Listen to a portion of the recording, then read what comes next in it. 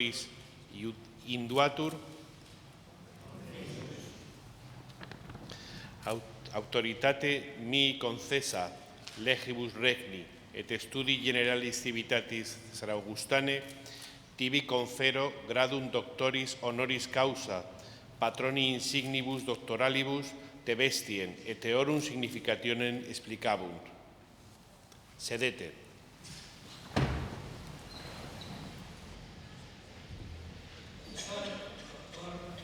Robert Alexy.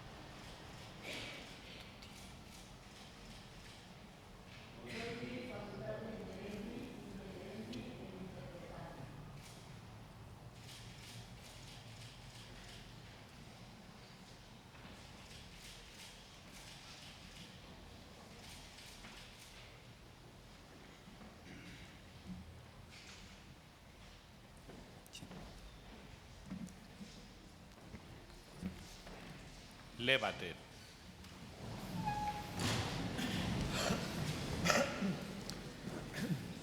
Legi promissum novo doctori. Promittis observare et adimplere omnia ex singula quae secuntur. Sic promittur et sic volut. Primo, semper et dulcunque fueris, juria et privilegia, honorim studi generalis divitatis Caesar Augustane, conservatis, et semper id jubaldis, favorem, auxilium et consilium prestatis, infantis et eoris, universitatis potins, foris requisitus, Sic promittur et sic volut. Accipio promissum tuum, studium generale civitatis Caesar Augustane, testis et ludes erit si fidem decederes. Profesor doctor Robert Alexy.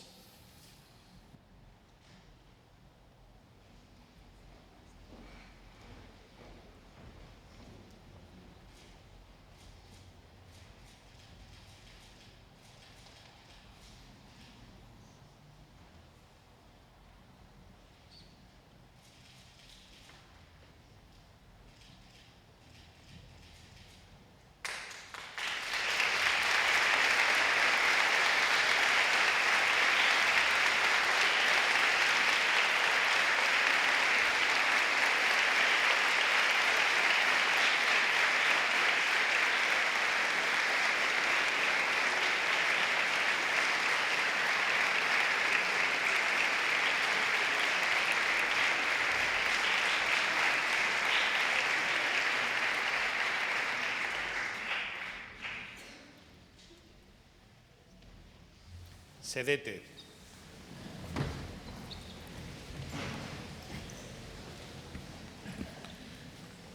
Puede ocupar la cátedra el doctor Robert Alexy.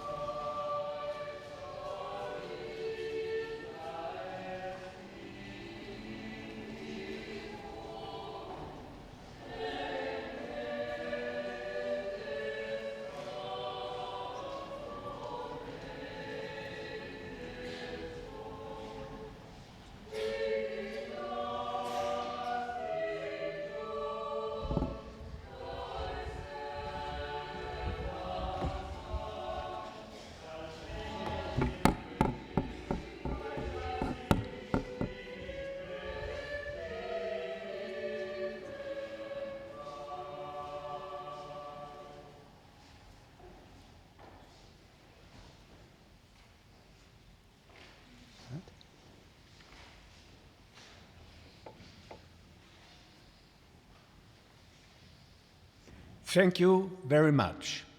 It is a great honor and pleasure for me to present to you now a short lecture with the intention to give you an idea of the basic elements of my thinking and writing.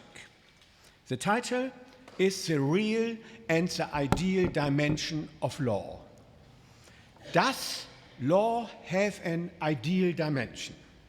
Or can the concept and the nature of law be completely grasped by considering the real dimension alone? The dual nature thesis, which stands in the center of my legal philosophy, sets out the claim that law necessarily comprises both a real or factual dimension and an ideal or critical one. The factual dimension concerns the law as fact, that is, as social facts. The social facts to which it refers are authoritative issuance and social efficacy. The ideal dimension refers to correctness, primarily to moral correctness. If one claims that social facts alone can determine what is and is not required by law, this amounts to the endorsement of a positivistic concept of law. Once moral correctness is added as a necessary third element, everything changes fundamentally. A non-positivist concept of law emerges. Thus, the dual nature thesis in setting out the claim that law necessarily comprises both a real and ideal dimension implies non-positivism. The Archimedean point of my thesis that law necessarily has an ideal dimension is the argument from correctness. The argument from correctness states that individual legal norms and individual legal decisions, as well as legal systems as a whole, necessarily lay claim to correctness. The necessity of raising this claim can be shown by demonstrating that the claim to correctness is necessarily implicit in law. The best means of demonstrating the necessity is a method of performative contradiction.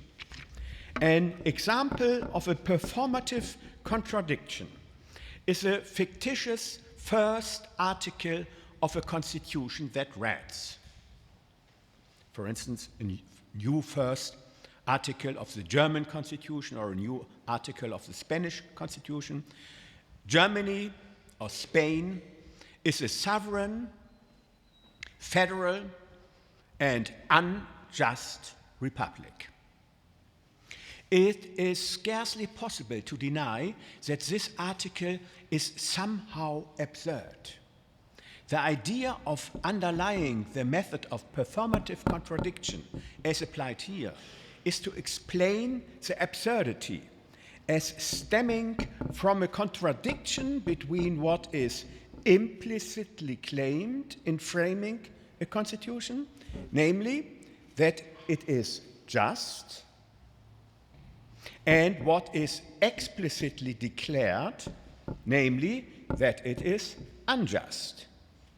Now, justice counts as a special case of correctness, for justice is nothing other than the correctness of distribution and compensation. Therefore, the contradiction in our example is not only a contradiction with respect to the dichotomy between just and unjust, but also a contradiction with respect to the dichotomy of correct and incorrect. What is more, in the aforementioned example of the fictitious first article of a constitution, the contradiction that arises there between what is explicit and what is implicit is necessary. To be sure, it could be avoided if one were to abandon the implicit claim. But to do this would represent a transition from a legal system to a system of naked power relations.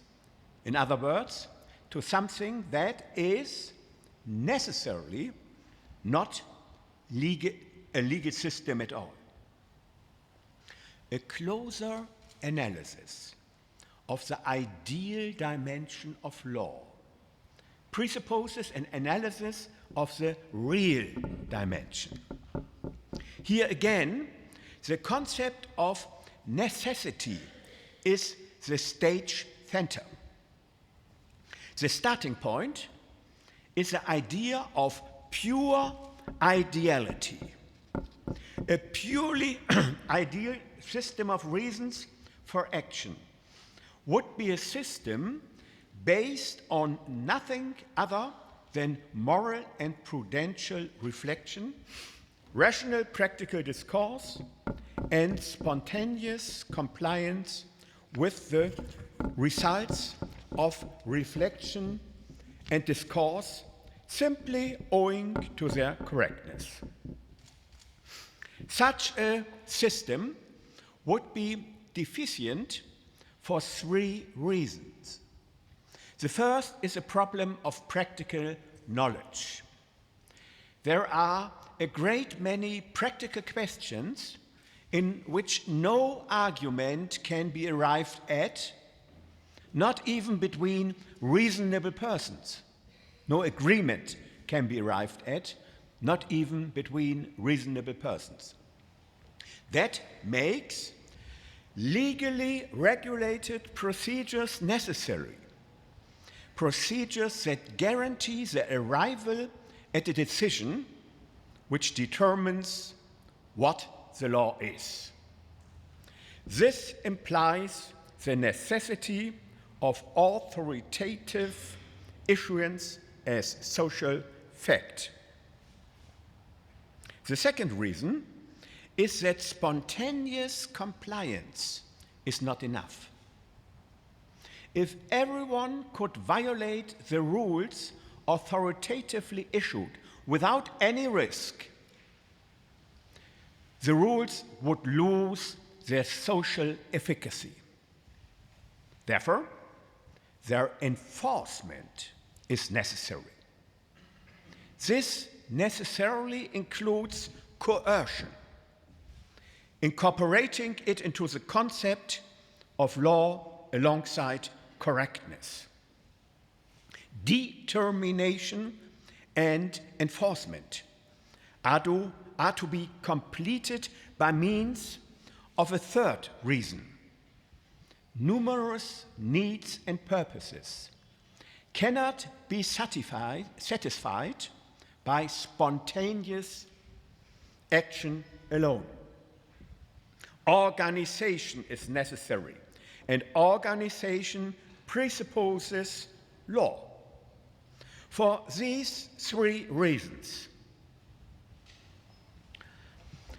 the deficiency of the ideal dimension, if conceived as a purely ideal system of reasons for action, leads to the necessity of positive law, that is, to the necessity of the real dimension.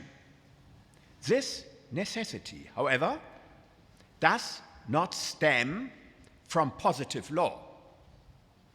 It stems from the moral requirement of avoiding the costs of anarchy and civil war, and achieving the advantages of social coordination and cooperation. One might assume that the necessity of positivity implies positivism. This, however, would be incompatible with the claim to correctness. To be sure, the moral necessity of positivity implies the correctness of positivity. But the correctness of positivity does not by any means implies that positivity is to be understood as having an exclusive character. To grant positivity an exclusive character would be to fail to take account of the fact that the claim to substantial correctness, first and foremost the claim to justice, does not vanish once law is institutionalized. It remains alive, standing behind and found in the law, and it is the main task of the theory of the ideal dimension of law to make this explicit. In order to achieve this, one has to distinguish two stages or levels of correctness. First order correctness and second order correctness. First order correctness refers only to the ideal dimension. It concerns justice as such. Second order correctness is more comprehensive. It refers both to the ideal and to the real dimension. This means that it concerns justice as well as legal certainty. Legal certainty, however, can be achieved only by means of positivity. That is, by determination, enforcement, and organization.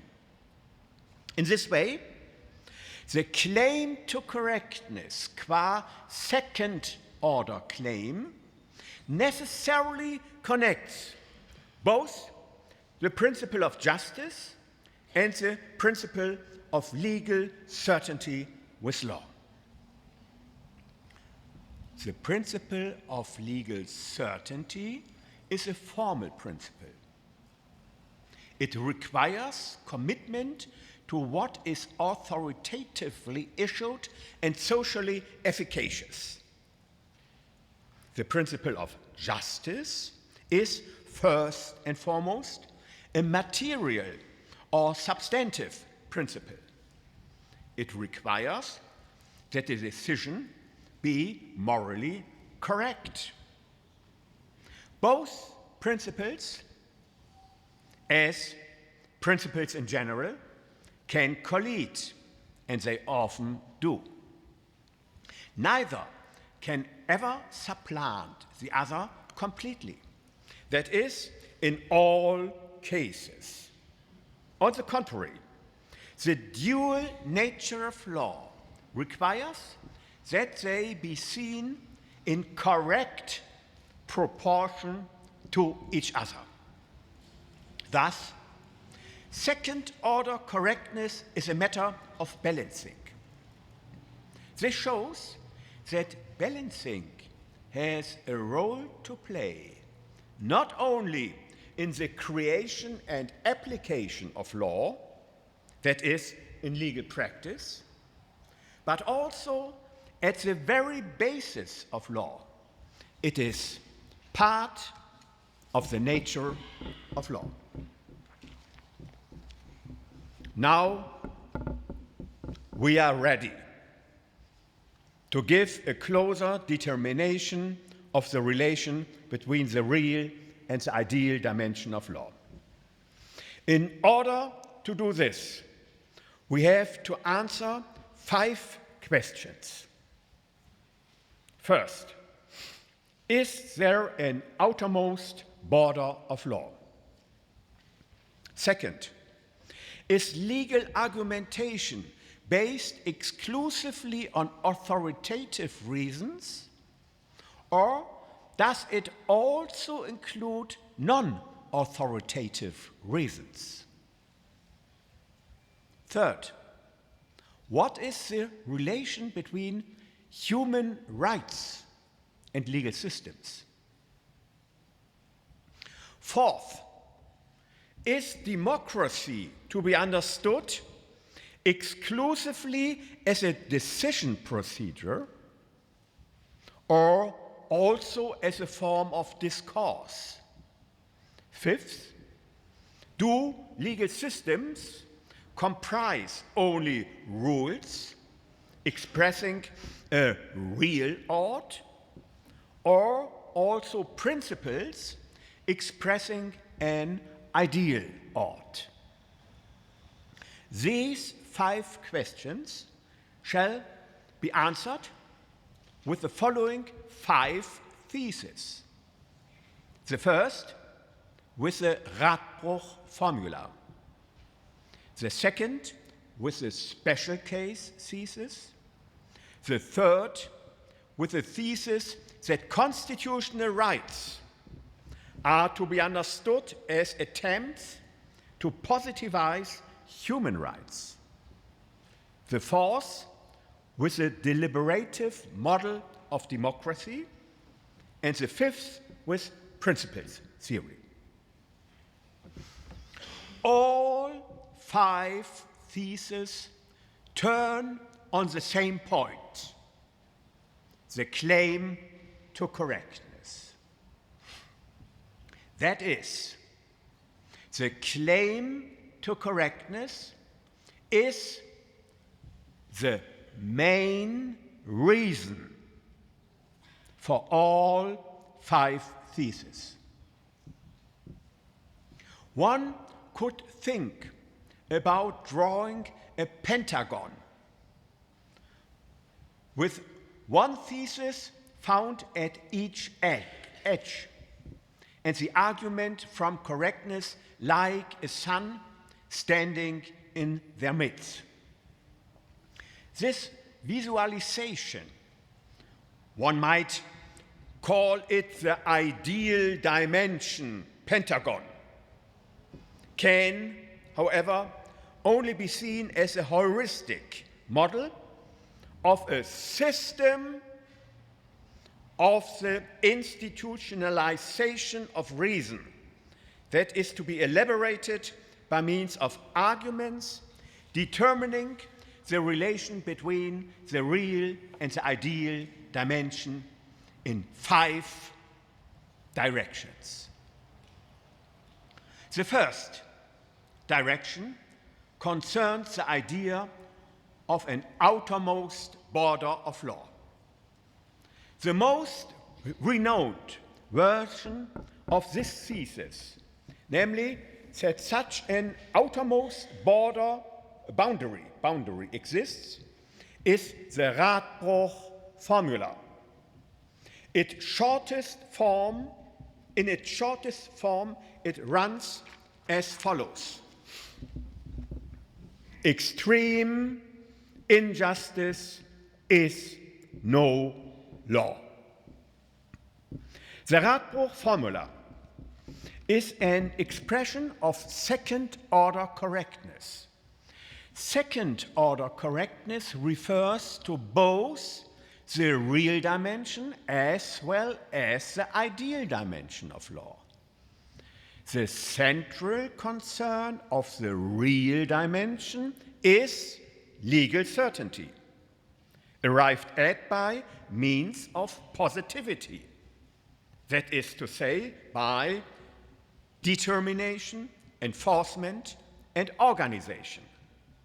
By contrast with this, the central concern of the ideal dimension is substantive justice. In this way, the claim to correctness necessarily connects both the principle of justice and the principle of legal certainty with law. Second-order correctness requires that the problem of unjust law be resolved by means of balancing. The claim to correctness requires that this balancing leads to the result that below the threshold of extreme injustice, legal certainty takes precedence over justice. Above the threshold of extreme injustice, however, justice takes precedence over legal certainty. The second field in which the real and the ideal dimension of law are connected is legal argumentation. This connection is expressed by the special case thesis. This thesis states that legal argumentation or legal discourse is a special case of general practical argumentation or discourse. Legal discourse is a special case of general practical discourse because it is committed to statute, precedent, and legal dogmatics. These commitments represent the real dimension of legal discourse or argumentation. The ideal dimension comprises general practical argumentation. Habermas has argued against the special case thesis that it represents a blanket permission, I quote, to move in the unrestricted space of reasons, end quotation of general practical discourse.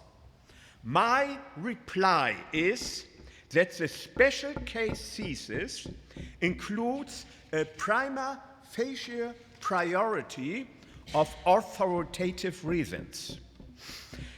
This prima facie priority, which is a necessary element of second-order correctness, finds, inter alia, its expression in the following rule of legal discourse, to be found in my theory of legal argumentation.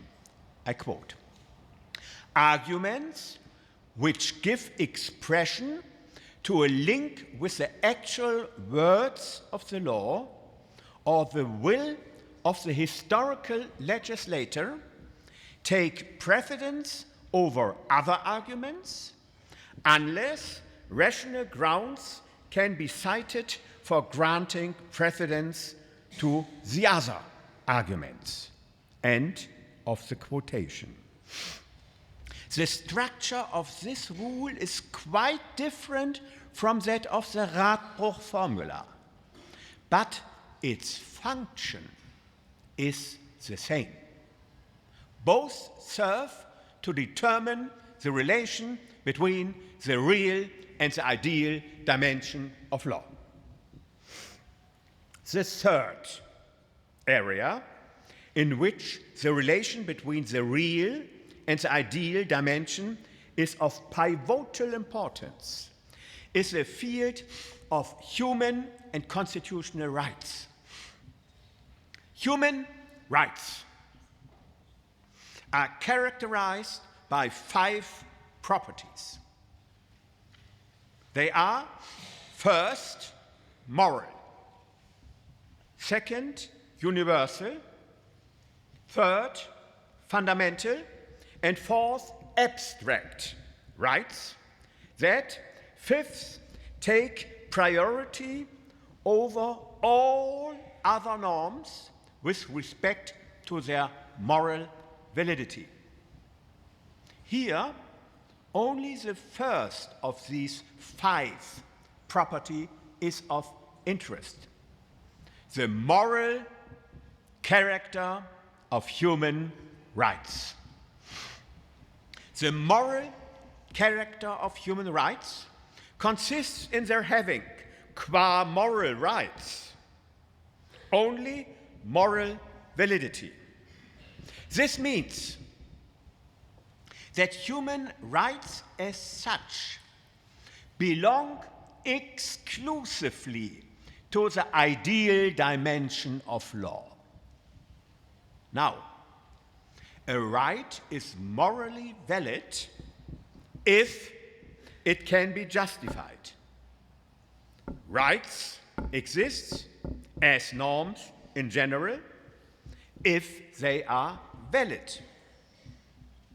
Thus, the existence of human rights depends on their justifiability and on nothing else. And they are justifiable on the basis of discourse theory. In contrast to this, constitutional rights are part of positive law, namely positive law at the level of the Constitution. As such, they belong to the real dimension of law. The relation between constitutional rights and human rights, however, belongs to the relations between the real and the ideal dimension of law, because the claim to correctness establishes a necessary connection between human rights and constitutional rights. Constitutional rights interpretation depends on the understanding of human rights, and catalogues of constitutional rights may even be corrected on the basis of human rights. Fourth, democracy at once and the same time can be conceived as a decision procedure and as an argumentation procedure. Taking decisions in the manner familiar from the majority principle is the real side of democracy. Argumentation as public discourse is necessarily connected with the claim to substantive correctness. For this reason, it is the ideal side of democracy. The only possibility for the realization of second-order correctness in political life, especially in public law-making, is the institutionalization of a democracy that unites both sides. The name given to this unity is deliberative democracy. There exists a tension between democracy on the one hand and constitutional rights and the special case thesis on the other hand. This tension can be resolved if judicial decision-making, especially constitutional review, is conceived as essentially argumentative representation of the people. Now, the last dimension, principle theory. In the application of law, rules as well as principles play an essential role. Rules express a definitive or real ought. Principles as prima facie or ideal ought. The principles of a legal system taken together constitute what might be called a world of the ideal ought. The theory of principles attempts to develop on this basis a theory of proportionality that connects balancing with correctness. The nucleus of this theory are the two laws of principle theory, the law of competing principles and the law of balancing, explicated by the weight formula, as well as the rules connecting these two laws. This, however, cannot be elaborated here. In our context, the only point of interest is that principle theory completes the system of the 5 directions of the ideal dimension of law. Thank you very much.